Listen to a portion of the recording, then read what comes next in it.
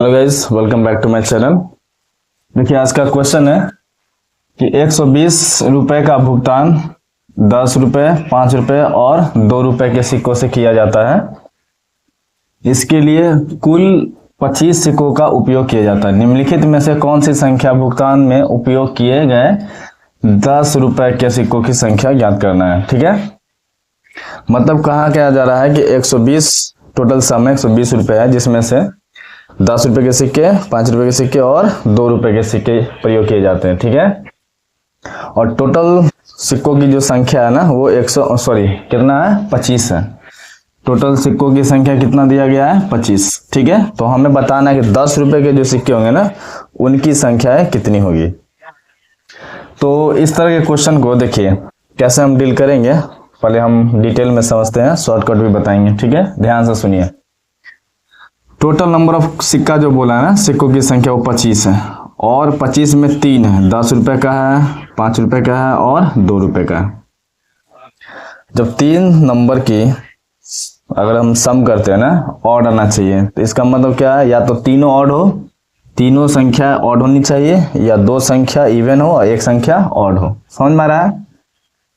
और इसका सम जो कितना है 120 है। ध्यान से देखिए, 120 है मतलब 10 का जो भी इतना भी होगा वो 0 देगा। ठीक है, 5 का जितना देगा 0 आना चाहिए तभी 120 होगा, और 2 का भी 0 आना चाहिए तभी 120 होगा। मतलब 5 0 देगा लास्ट में, इसका मतलब 5 जो होना चाहिए वो इवन नंबर टर्म्स होना चाहिए, इवन नंबर ऑफ टाइम्स। मतलब या तो 2 बार आएगा, या तो 4 बार आएगा, या तो 6 बार आएगा। 2 अगर 0 कब देगा? जब ये मल्टीपल ऑफ 5 हो, 5 का मल्टीपल्स हो, या तो 5 टाइम्स है, या 10 टाइम्स, या 15 टाइम्स। समझ में आ रहा है? 10 अगर हम देखिए शॉर्ट ट्रिक से निकालेंगे ना, तो 10 मैक्सिमम, 10 रुपए का सिक्का मैक्सिमम हम कितना ले सकते हैं? मैक्सिमम ले सकते हैं 12। अगर 12 लेंगे तो ये दोनों को नहीं लेना है, काउंट नहीं करना है। लेकिन ऐसा नहीं है, 5 रुपए का भी यूज किया गया और 2 रुपए। इसका मतलब 10 रुपए का जो नोट होगा ना वो 12 से कम होगा। 12 से कितना होगा? कम होगा। ठीक है, ये तो समझ में आ गया। अब देखिए, अगर ऑप्शन में दिया रहेगा ना 10 रुपए का देगा तो ये 10 से कम आना चाहिए, 12 से कम आना चाहिए, तो 12 से सभी ऑप्शन कम है, इसमें हम छाट नहीं सकते हैं। तो आइए हम पहले प्रोसेस बाय देखते हैं कैसे हम इस क्वेश्चन को हल करेंगे। ठीक है, ध्यान से देखिए। मान लीजिए 10 रुपए का जो कॉइन है ना वो x या m है। क्या है? m। 5 रुपए का मान लीजिए क्या है? n है। और 2 रुपए का क्या बचेगा? 25 minus m minus n। Total संख्या सिक्कों की कितना है? 25 है। ठीक है, और 25 में से अगर हम m निकाल दें, n निकाल दें तो कितना बचेगा? अब ये टोटल सम दिया हुआ है कितना? 120। ठीक है, तो इसको लिखेंगे 10 into m plus 5 into n plus 2 into 25 minus m minus n। ये टोटल सम कितना आना चाहिए? 120। ध्यान से सुनिए, ये आपका हो गया 10m 5n प्लस 25 दूना 50 minus 2m minus 2n equal to 120।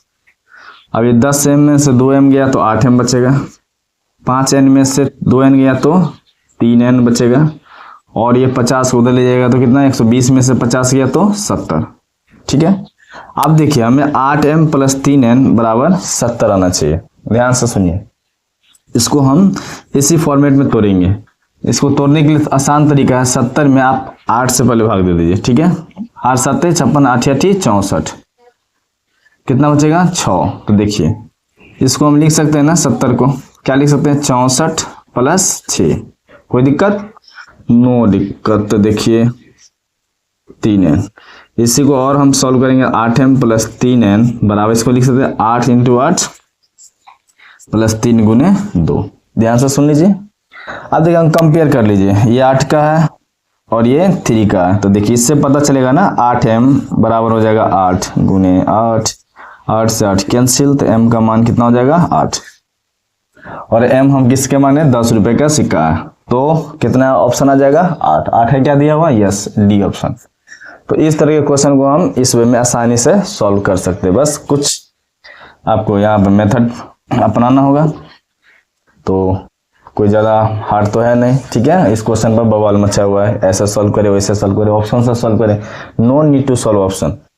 आप इतना मेथड जो है ना, ये इतना प्रोसेस आप 2 से 3 लाइन में सॉल्व कर सकते हैं। ठीक है, दैट्स ऑल, थैंक यू।